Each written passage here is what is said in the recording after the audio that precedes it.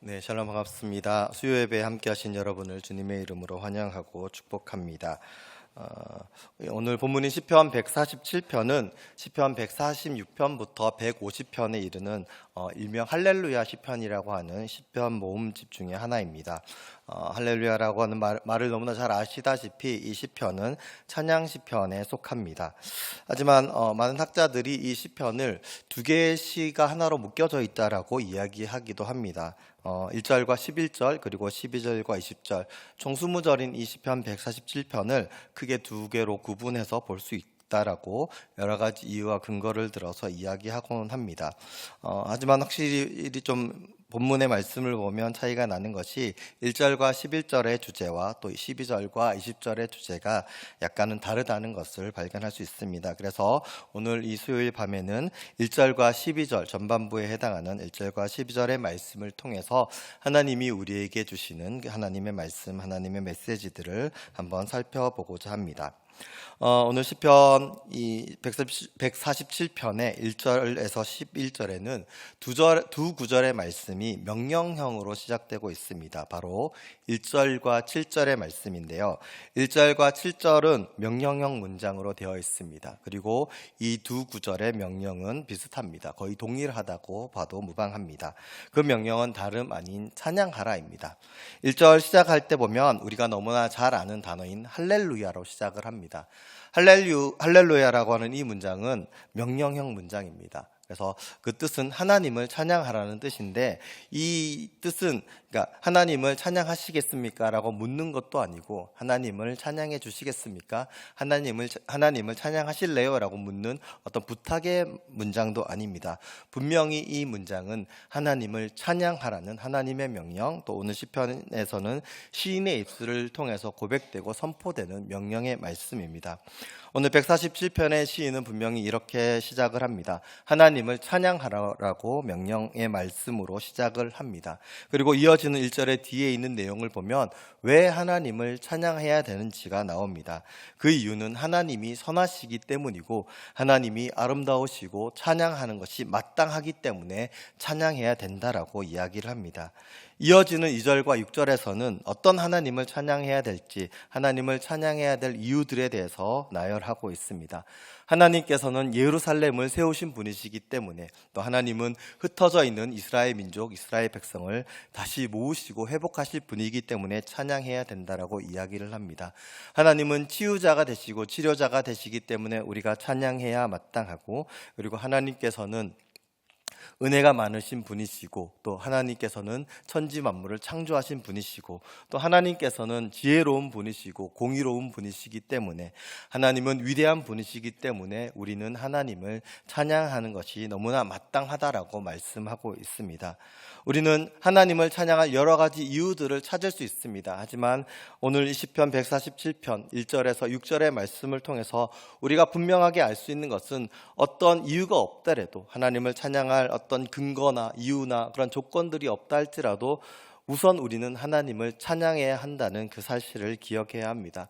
물론 하나님은 찬양받기 합당하신 분입니다. 앞서 말씀드린 그 1절과 6절에 있는 내용들처럼 하나님은 위대하신 분이시고 지혜로운 분이시고 창조주 하나님이시고 치유하시는 분이시고 회복시키시는 분이시고, 하나님을 찬양할 조건과 이유는 너무나 많습니다. 하지만 설령 그런 것이 없다 할지라도 일단 우선은 우리는 하나님을 찬양해야 합니다. 왜냐하면 하나님을 찬양하는 것이 마땅하기 때문에, 하나님이 우리에게 찬양하라 명령하셨기 때문에 우리는 하나님을 찬양해야 하는 것입니다. 두 번째 명령 문장이 있는 7절을 보면 찬양하라고 하시는 그 명령에 하나의 조건이 붙습니다. 감사함으로 찬양하라라고 시편 기자는 고백하고 선포하고 있습니다. 우리는 하나님을 찬양할 때 감사함으로 찬양해야 합니다. 8절과 9절을 보면 하나님을 왜 감사함으로 찬양해야 되는지를 고백하고 있습니다. 하나님이 천지 만물을 지으신 분이시고, 또 지으신 그 천지 만물을 경영하시고 운영하시는 분이시기 때문에 우리는 찬양해야 합니다. 또한 하나님께서는 하나님이 하나님이 지으신 그 피조 세계를 먹이시고 돌보시고 그 생명이 유지되도록 이어가시는 생명의 근원이 되시는 분이시기 때문에, 보호하시는 분이시기 때문에 우리는 하나님을 감사함으로 찬양해야 된다라고 고백하고 있습니다. 그리고 특별히 10절과 11절의 말씀에서는 우리가 하나님께 감사함으로 찬양해야 하는데, 하나님이 기뻐하시는 사람이 어떤 사람인지에 대해서 다시 한번 말씀하면서 시편 전반부를 마감하고 있습니다. 하나님이 기뻐하시는 사람은 하나님을 경외하는 사람이고 하나님을 찾고 의지하는 사람입니다. 하나님의 인자하심을 바라고 의지하는 사람을 하나님이 기뻐하신다라고 그렇게 고백하고 있습니다. 오늘 설교의 말씀, 설교 제목, 주보를 보시면 설교의 제목이 2025년 나를 향한 주님의 말씀이라는 제목으로 오늘 말씀을 나누고 있습니다. 그런데 오늘 시편 147편의 이 말씀과 또 이 설교의 제목이 무슨 연관이 있을까라는 생각이 드시는 분이 또 계실지 모르겠다는 생각이 듭니다.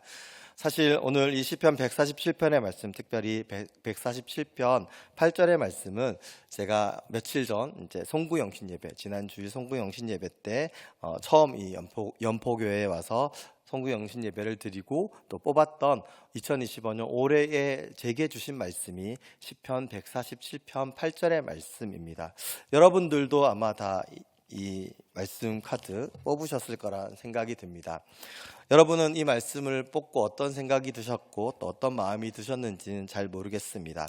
어떤 분들은 송구영신 예배 때 말씀 카드 뽑는 것을 좀 꺼려 하시거나 부정적으로 이야기하시거나 생각하시는 분들도 계신 것 같습니다.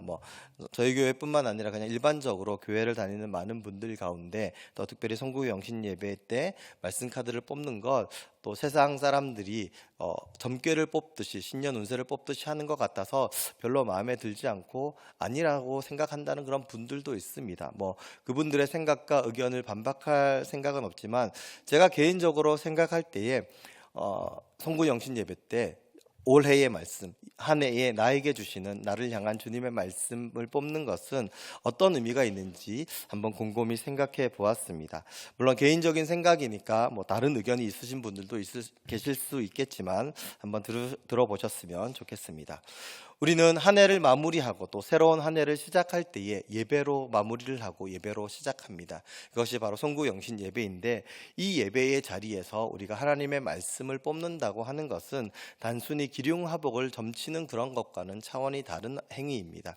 만약에 우리가 이 말씀 카드를 뽑는 것으로 기륭화복을 점친다라고 한다면 성경에 있는 모든 말씀들을 이 통에 담아서 그 중에서 이제 뽑아서 어떤 구절은 너무 좋은 구절일 수도 있고 어떤 성경 구절은 별로 좋지 않은 구절, 말 그대로 누가 봐도 좋지 않은 흉한 어떤 저주의 구절이라든지 또 불길한 구절이라든지 그런 글을 뽑을 수도 있어야 합니다. 하지만 비밀을 한 가지 말씀을 드리자면, 많은 교회에서, 여러 교회에서 이 말씀 카드를 준비할 때에는 특별히 선별된 말씀들을 가지고 말씀 카드를 준비합니다. 어떤 좋은 말씀만 가지고 한다라기보다는, 물론 거기에는 축복의 말씀도 있겠지만 무엇보다 하나님의 약속의 말씀, 우리가 믿음 생활을 하고 또 신앙 생활을 할 때에 예배자로서, 믿음의 사람으로서 한 해를 살아갈 때에 하나님의 약속을 든든히 붙들고 하나님의 말씀을 의지하면서 살아가기에 좋은 주님의 약속의 말씀들, 좋은 어떤 믿음의 말씀들을 선별하여서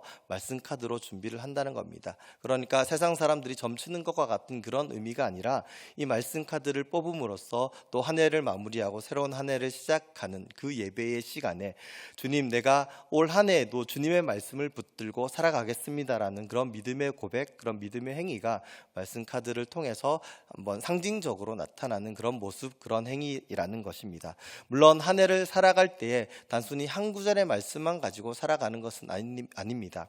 하지만 상징적으로 그 중요한 한 해를 마무리하고 새로운 한 해를 시작하는 그 송구영신 예배의 시간에, 또 새해를 시작하는 그 시점에 예배자로서 내가 하나님의 말씀 앞에서 그 하나님의 말씀을 붙들고 그 말씀대로 살아가겠습니다라는 믿음의 고백, 믿음의 다짐을 하는 그런 모습으로 말씀 카드를 뽑고 또 한 해를 살아갈 때 특별히 이 한 구절의 말씀을 마음에 새기고 매일매일 되뇌이면서 주님의 말씀을 따라 살겠습니다, 주님의 말씀을 기억하면서 살아가겠습니다 맞습니다라는 그런 믿음의 고백의 어떤 행위인 것이지 어떤 기륭하복을 점치는 것과는 다른 의미라는 것입니다.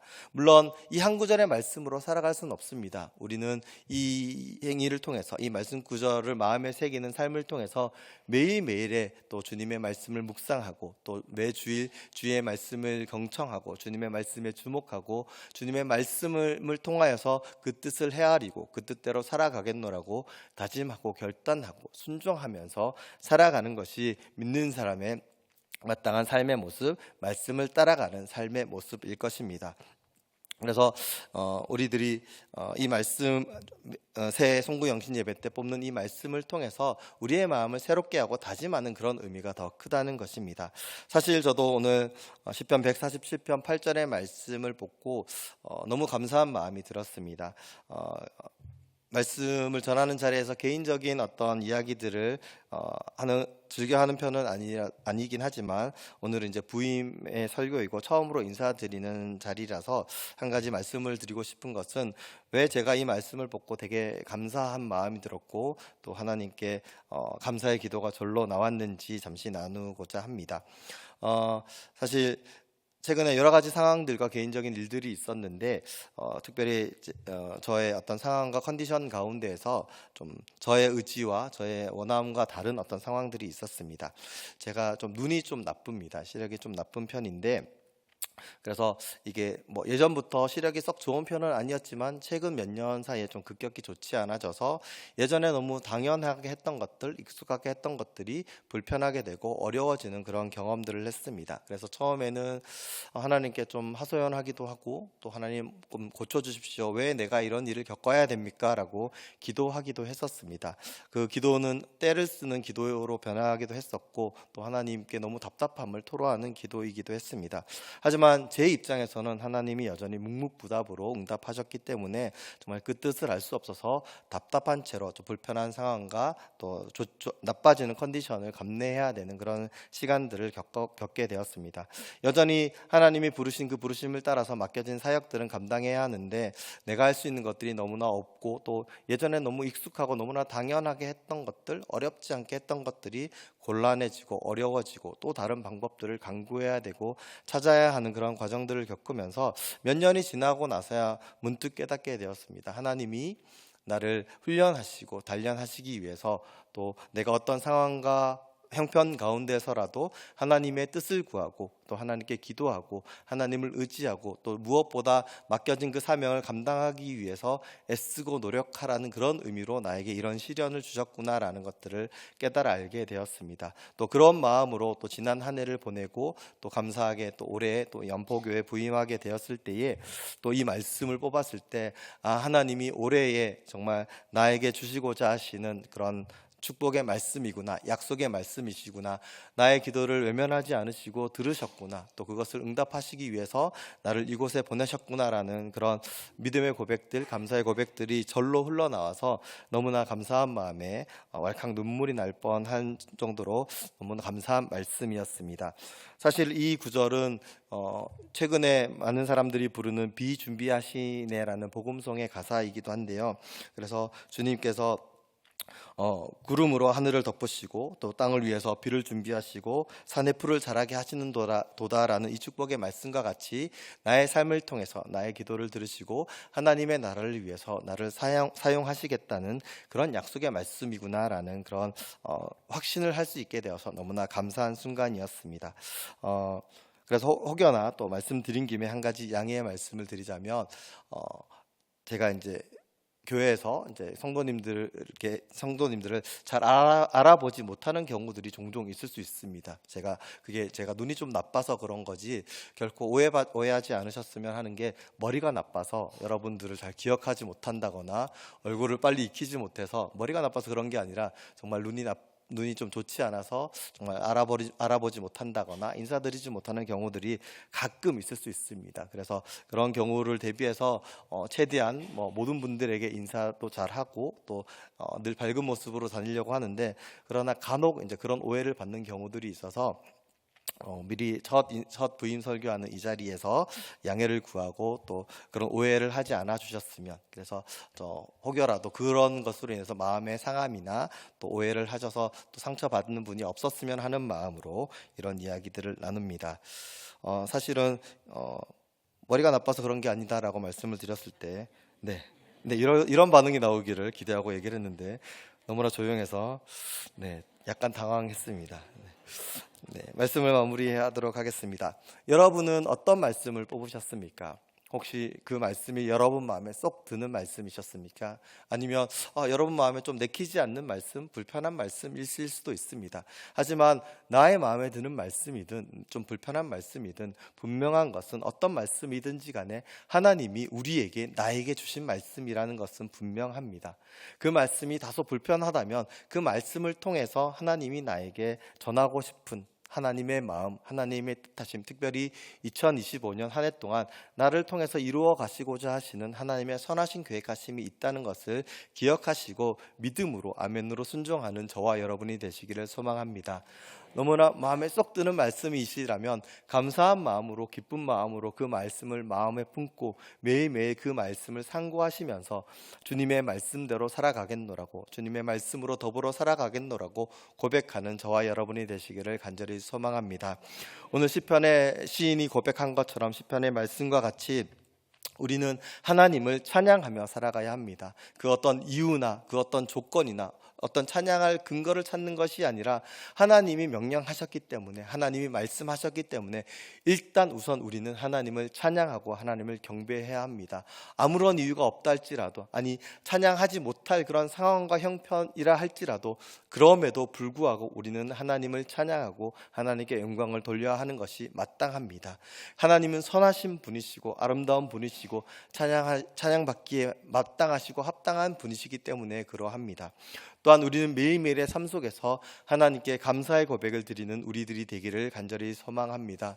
비록 우리의 삶의 여러 가지 상황들이 때로는 시련으로, 때로는 고통으로, 아픔으로, 때로는 이유를 알 수 없는 답답함과 하나님의 침묵 가운데, 괴로움 가운데 시절들과 시간들을 보낼 수도 있습니다. 하지만 그럼에도 불구하고 신실하신 하나님께서는 하나님을 경외하는 자, 하나님을 의지하는 자, 하나님의 인자하심을 바라는 자를 기뻐하신다라고 말씀하셨던 오늘 시편 기자의 그 말씀, 하나님의 말씀을 기억하시면서 오늘 나의 형편이 아니라 나를 향한, 또 나와 늘 동행하시는 그 하나님을 바라보고 주님을 의지하는 마음으로 나의 상황과 형편과 상관없이 늘 항상 하나님께 감사의 고백을, 감사의 찬양을 드리는 저와 여러분이 되시기를 간절히 소망합니다.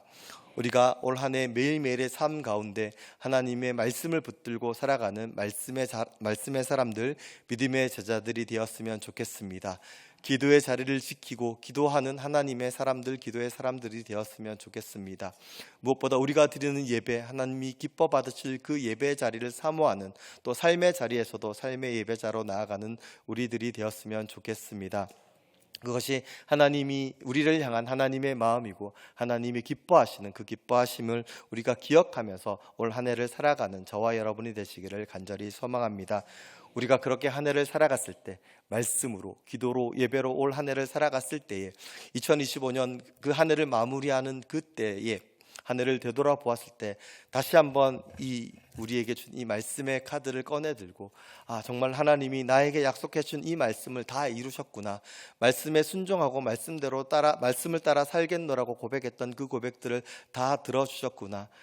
처음 시작할 때 1월 1일에는 차마 상상할 수 없었던, 알 수 없었던 하나님의 선하심과 하나님의 놀라우신 은혜들을 한 해 동안 나에게 부어주셨구나. 내가 찬양하고 살아가기를 참 잘했구나. 감사함으로 한 해를 살아가길 참 잘했구나. 하나님 감사합니다. 하나님 나와 함께 해주셔서 감사합니다.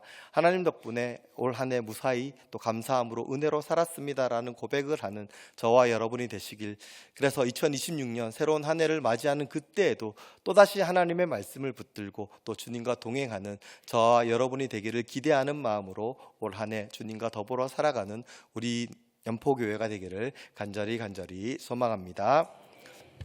함께 기도하시겠습니다. 찬양과 함께 합당하신 하나님 참으로 감사를 드립니다. 하나님, 세상에 있는 많은 사람들은 찬양할 이유가 있어야, 감사할 이유가 있어야 찬양을 하고 노래를 하고 감사하는 경우들이 많이 있습니다. 하지만 주님, 우리는 그렇지 않고 정말 믿음의 사람으로서, 믿음의 자녀로서 찬양할 이유가 없더라도, 감사할 이유가 없더라도 감사함으로, 찬양함으로 주님께 영광 돌리는 우리 모두가 되게 하여 주시옵소서. 특별히 올해 우리에게 주신 말씀이 있음을 기억합니다. 그 말씀을 매일매일 묵상하고 상고하게 하여 주시고 그 말씀을 붙들고 살아가는 우리의 매일매일의 삶이 되게 하여 주시옵소서. 주님의 말씀과 더불어 살아갈 때에 주의 말씀을 통하여 주님의 뜻을 알려주시고 그 뜻이 우리의 삶을 인도해 나갈 때 한 해를 마무리하는 그 시점에, 그 때에 하나님의 말씀이 나와 동행하셨구나, 나를 인도하셨구나라는 그런 믿음의 고백으로 다시금 감사와 영광의 찬양을 돌릴 수 있는 우리 모두가 되게 하여 주시옵소서. 감사드립니다. 우리 주 예수 그리스도 이름으로 기도드리옵나이다.